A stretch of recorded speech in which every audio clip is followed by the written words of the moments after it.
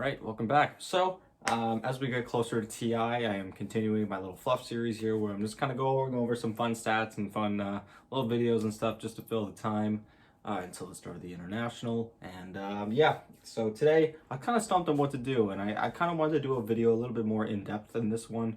But at the end of the day, the stats weren't all there that I really wanted, and that was to go over every International thus far and look at the most played heroes, highest win rate heroes, least played heroes, etc., etc. But the stats for this stuff don't exactly go all the way back. It's around like TI4 really when all the stats for TIs and stuff really becomes usable. But it still really wasn't what I wanted, and so I ended up just settling for taking the most played heroes, least played heroes, and all that stuff for the past 4 years, because those are the stats that are the most concrete, they're the easiest to access, and they kind of get the point across. Because I wanted to do most played heroes overall and all the TIs combined, but then some heroes would have an advantage of being in the game for a lot longer. Generally, pretty much every hero that is in the game now has been in the game since about TI3, but or even before that. But still, it wouldn't have been all that great. It probably would have been the same kind of heroes popping up all over the place. Anyways, I'm rambling a little bit. My point is that I just thought it'd be kind of fun to go over the past 4 internationals, just 4 most recent ones, and look at some of the most played heroes, just kind of looking a trip down memory lane a little bit. So yeah, so starting with 2016 at TI6, of course, the winner of that TI was Wings Gaming. The most picked hero of the tournament, and I also, I should add, I also wanted to do a most picked category, but also a most picked by the winning team. But alas, that information wasn't directly there, and it would have taken a really, really long time to go into every single game of the 4 winners I have here and counted that up. That's something I'm considering doing for the future, but as of right now, when I'm trying to make I'm trying to make a whole lot of videos today, just because I'm not going to be able to make videos this weekend. So I didn't exactly have a whole lot of time on my hands. So I apologize if it's not as in-depth as you may want, but regardless, yeah, so TI6, the most picked hero was Mirana. Another one of the most picked heroes here was Shadow Demon, which was actually very similar to TI9. Those were some of the most popular heroes in that tournament as well, and we'll get to that. So Mirana has 81 games, 54% win rate as the most picked hero of the tournament. The second most picked hero, Batrider, still did not have above 50% win rate, which is kind of funny because it's the second most played hero of the tournament, and it wasn't even winning more games than it was losing. It didn't seem like it was that good. It seemed like the type of hero that you felt comfortable picking early on, but then it was subject to a bunch of counters, and it didn't feel as good when the game actually got going. Shadow Demon, 60 games, 58% win rate. Elder Titan, 49 games, 65% win rate, one of the higher ones on the board. We then had Ogre Magi, the 5th most picked hero, 49 games, 43% win rate. So again, another hero in the top 5 that doesn't even win over half their games. They win even less games actually than Batrider. Batrider was slightly below 50%, which is pretty passable, but Ogre Magi was quite low. Looking now at the only unpicked heroes of TI6, we had Bloodseeker, Clockwork, Lena, Leshrac, which is kind of funny because those last 3 here, actually pretty much every hero on this board other than Treant Protector and Visage for the unpicked of TI6 were some of the most popular heroes of the previous International, TI5. So I guess they just got hit with the nerf hammer maybe a little bit too hard there. Alright, and looking at the highest win rate heroes of this tournament, I'm only including heroes that had at least 15 games played when I'm looking at these stats. So if there are any heroes that were played that didn't have 15 games, I didn't include them. So starting off in TI6, the highest win rate hero was Ursa. On 15 games, he wins 11 of them for 73% win rate. Next up, we have Elder Titan, who showed up in the top 5 most picked heroes. Elder Titan was a very, very solid pick at TI6. He goes 32 and 17 for a 65% win rate. Morphling goes 16 and 9, which is kind of funny because when I think of TI6, I don't really think of Morphling being all that popular, but you know, he played 25 games and went 64% win rate, so pretty impressive. Bounty Hunter goes 15 and 9 for a 63% win rate, and for the same win rate, we have Razor going 12 and 7 for the lowest win rate heroes now of TI6. Coming in all the way at the bottom, we have Enchantress. On 17 games, only wins 2 of them. Kind of makes you think about why that hero was maybe getting picked so much if it really, really wasn't doing all that well. 12% win rate for her. Earth Spirit goes 3 and 13. So again, quite low, 19% win rate. Alchemist was actually picked quite a lot, 29 times, only 8 wins, 28% win rate. Lifestealer goes 10 and 21 for a 32% win rate, and Darkseer goes 5 and 10 for a 33% win rate. So a lot of these heroes getting picked a decent amount and really not getting the results. The highest win rate on the board here for this year that I have is Darkseer with 33%, and that's still just winning 1 of 3 games, which is quite low. Next up, TI7, where of course Team Liquid was the winner. They swept Newbie in the grand finals, of course. The most picked hero of that tournament was actually significantly lower. There were significantly less picks on the most picked hero in this tournament. I think in general, TI7 was a much more diverse tournament when it comes to the meta. The picks were a lot more spread out as opposed to direct. I think TI6, you really needed to focus on a certain small pool of heroes. I think TI7 was a really balanced TI. The most picked hero being Earthshaker with 54 picks with a 57% win rate, so pretty solid for the most picked hero of the tournament. Puck with 51 games, 51% win rate, so he goes, or she goes, or whatever it is, goes slightly above 50%, getting 1 win more than that loss. Sand King, 51 games, 41% win rate, quite low for one of the most picked heroes of the tournament.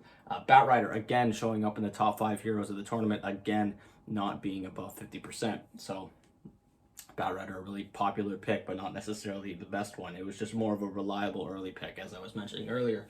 49% win rate there. Nyx Assassin was picked 39 times and actually had a 79% win rate. So Nyx Assassin, who took a pretty big drop between Batrider and Nyx Assassin, went from 49 picks to 39 picks.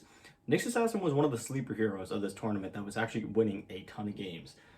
79% win rate on 39 games is pretty high, and he would show up on our highest win rate hero of the tournament. He would show up right behind Dazzle, who on 17 games only dropped 2 games. So the opposite of Enchantress over here. He has an 88% win rate. Again, Nyx Assassin showing up 31 and 8, which is ridiculous. That's almost an 80% win rate. He's just below it at 79. Winter Wyvern goes 11 and 4 for a 73% win rate on 15 games. Lycan, who was a very popular hero of this TI, that was still kind of a pocket pick, but some teams were really comfortable picking it, notably Team Liquid. Matumba Men was a big Lycan player. They goes 22 and 12 for a 65% win rate, and then Sven going 20 and 12 for a 63% win rate. The only unpicked heroes of this tournament were Bane, Lion, Meepo, Tiny, and Wraith King, and Spectre as well. Notably, Techies was not picked in this tournament. But this was the only TI, since he was added, that he was actually removed from Captain's Mode. That was when they kind of revamped Techies. They changed them. That's when they changed his Remote Mines, his Blast Off, as opposed to the Suicide Squad, all that stuff. So he was not actually in this TI, which is why he wasn't picked. As for the lowest win rate heroes now, we have Clockwork going 7 and 24. It would not really get better for Clockwork after that. I think he wasn't even picked in the next TI. I think he was one of the only heroes. Oh, sorry, that's TI9. He wasn't picked. So he goes 7 and 24 for a 23% win rate.